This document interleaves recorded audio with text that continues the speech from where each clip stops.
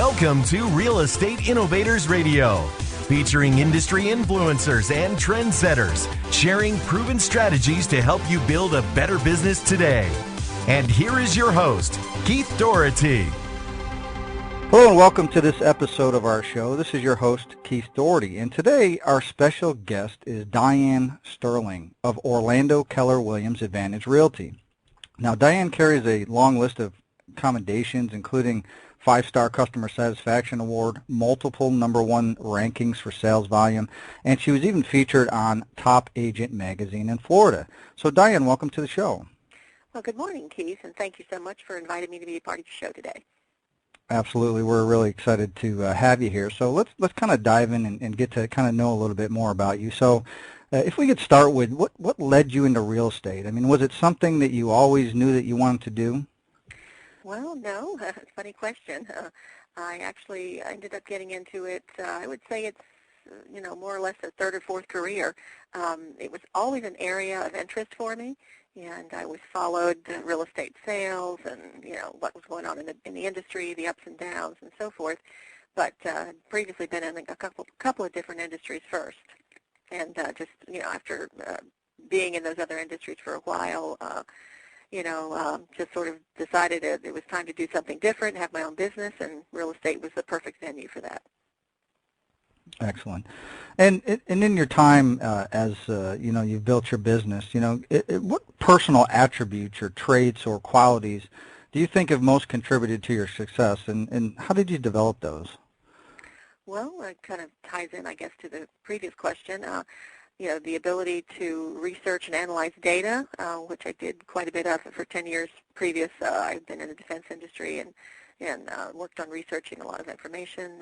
And after that, I was in telecommunications as well for many years. And, again, being able to research data, analyze it, provide good communications to my folks, my clients on that end, both in writing and orally. Those are skills that I think have helped me quite a bit once I got into the real estate. And I think just learning how to work with people, work toward common goals, and just basically putting their needs first. So, and of course, once I got into real estate, my goal really has been and will continue to be my client's realtor for life and be the one they think of when their kids need a place, the kids that are little when I sell them the house, when they grow up and get out of college, to be the one they refer to for helping their family and their friends find real estate as well. Excellent. And what would you, everybody, in success has probably had some failures along the way. We've, fallen down and had to get back up. So what were some major adversities, maybe some trials that you had to overcome to achieve your goals? And what kept you going despite these obstacles? Why didn't you give up? Well, I think I've always been one to work really hard, and if someone told me I couldn't do something, that's just the incentive I needed to say, okay, I'm going to prove them wrong, I'm going to do it. So I think the ability to persevere, is just something either you have or you don't have, perhaps. And early on in life, there were some challenges from my background that probably helped me know that I had to work a little bit harder to achieve things in life and to move ahead, and so that's just something that's always stuck with me. And I think basically trying to figure out what people need and what they want, and working past whatever the adversities are that come up. Back in 2006 and 2007, when the market turned down, those were actually some of my best years. A lot of people were dropping out of the business and having a difficult time. Yet I knew there's still people that need to sell and need to buy. No point in taking a bleak outlook. There's going to be business. It's just a matter of, being the one who's there and ready to handle it. All right, excellent. And so, given your success and what you've done with your real estate business, what do you see as your vision for your real estate business over the next 5 years? Well, my vision is really just to continue doing business the same way. Working with my customers to try to make sure that I not only meet their goals but exceed them, and be the person that they think of when they think of someone to refer their neighbor or their family member or their friends to. Putting their needs ahead of mine, and that's something that's always been important to me. just looking ahead and, and they're thinking, well, is this really the best option for them? Maybe it's not to sell right now. Maybe if it was during a time when I expected the industry to start turning around, I advise people, maybe now's not the best time to sell. If you can wait it out another 6 months or a year, I think the market's going to turn. You're going to be better off. And same thing on the other end, if I have a client who's looking to buy and just doesn't really look like the best investment in my eyes, I'll point out those reasons why I think they might want to look at other options. I've had people under contract on properties that I might have helped them for, on and off for, a year or two even to find, and yet if the inspection turned up some bad results, and they weren't something we could work out with the seller, I have gone ahead and advised them, I think you're better off to go ahead and leave this and walk away from it, and we'll look for something else. So just more important to me to really put their needs first, because in the end, I think you're always going to be paid back as a person if you do that. You're going to earn their trust, which is what I've worked hard to do over these years, and they're going to know they can trust you, and their friends can trust you with their business. Yeah, I think you brought up some very valid points there. Throughout my career and other people that we've talked to on this show, we've definitely seen that a lot of the successful business owners like yourself, when people tend to put other people first, especially their needs, like you said, you've talked people out of situations when clearly you could have made a commission or you could have made income, but you put their interest and their needs first, and that really shows a lot about you as a person as well as an agent, that you're not just there to focus on a commission or the next person to bring revenue in, but you really care about your people and that you work with their best interest in mind. Thank you, Keith. Yeah, that's really the way I've always done business, because I see, it goes back to the old golden rule, treat people as you'd like to be treated. And, if they don't have the knowledge or the foresight to see something that I do see is not in their best interest, I'd rather advise them right away on that, and then be the one they come back to when they're ready, 6 months down the line or a year or whatever, to take up the look again, whether it's selling or whether it's buying. So, yes, I think that's, some good old-fashioned ethics that you don't always find so much nowadays anymore. No, definitely, and it seems like in the real estate industry, it seems like the access to entry is kind of easy. I mean, I'm not saying it's everybody, but it seems like people just assume, I think, at times that, oh, I'm just going to go be an agent, but they don't really realize that there's a lot involved, and especially setting yourself up for success and doing the right things by people. So that's definitely great that's how you run your business. What do you what do you feel is the best way as a real estate professional that you continue to market yourself for continual growth? I mean, what is it now? Obviously, you say you serve people, so that probably helps with referrals and things like that, because people are just thrilled with your service. But what other ways do you to continue to market yourself so you can continually grow your business? Well, I think staying in touch with what's called our SOI, or sphere of influence, is always very important in this business. So in addition to, using that to generate those referrals that you just mentioned, that's just a great way to, keep top of mind, and then also be able to service clients in the meantime, if they're not looking to buy or sell, which obviously is quite a bit of the time. Everyone can't do that on a continual basis. Just being there and being a resource for them. So if they need someone to put a roof on, they need someone to, a good plumber to fix a leak, a good electrician, whatever it is, just trying to be able to offer information and be of service, and that way stay top of mind.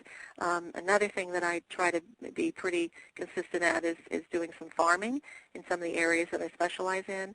It's an older technique, but it still works very well.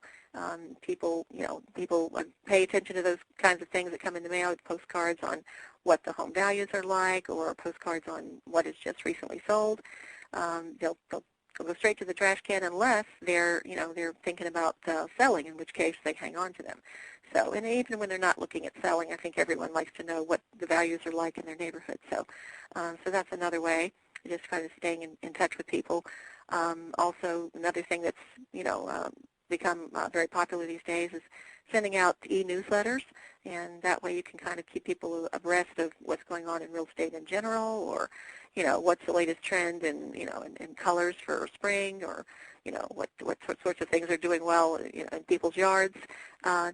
just things to, that you might say to your neighbor even, or have a conversation with someone in your office about. So things that might be of interest to your folks, whether they're thinking of selling or not. It's just another way to keep in touch. Absolutely great. And what would you say is maybe one of the biggest misconceptions or myths that people have about working with real estate agents? Well, that's a good question, and we do run into this sometimes with folks when, maybe they haven't always had the best experience with an agent, and they might have had someone in the past that took advantage of them. They sometimes have these blinders on that might think, well, you're all alike, and you are going to do the same thing, and they sort of boil it down to a few nuts and bolts of the business. And of course, it's not the case. There's, real estate agents are different. The differences between one person versus another are just quite as vast as the differences between, one CPA and one attorney and one doctor and another. We run the gamut from great to those who are necessarily not that great. So. There's a lot of differences, and it's just sometimes trying to point those things out to people when they might just want to boil it all down to something simple, but there's some tremendous differences between people. Excellent. And let's give you kind of a hypothetical here just to see what you think about this. Let's say you get a call from a family member in another state, and they say, hey, Diane, this is your niece or whoever, and we're interested in selling our home. What advice would you give them about how to go about selecting an agent that you would best serve their needs? What kind of things would you tell them to look for?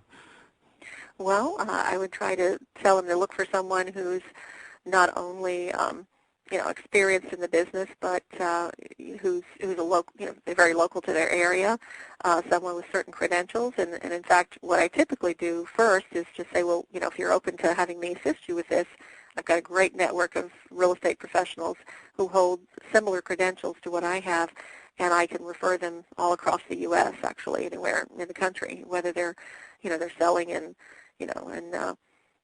Jackson Hole, Wyoming, or Alexandria, Virginia, or Honolulu, Hawaii. It could be anywhere. And so, but I try to look for people that I think are going to best serve their needs, who have both got some experience as well as the ability to use some of the modern technology to assist them with their sale, because there's all sorts of avenues we have these days to do that. So I think it's very important to keep all those things in mind, and maybe they have a couple of people to talk to. Often people use the rule of three. I don't know that that's necessarily that critical if you already have people that you've narrowed down because of their specific specialties and their expertise in an area, but I always like to give people choices if that's what they like. Excellent. Very good.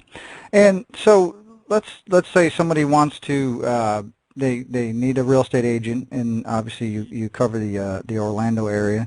If they want to find out more about Diane-Sterling, how can they go about that, and how could they get your help?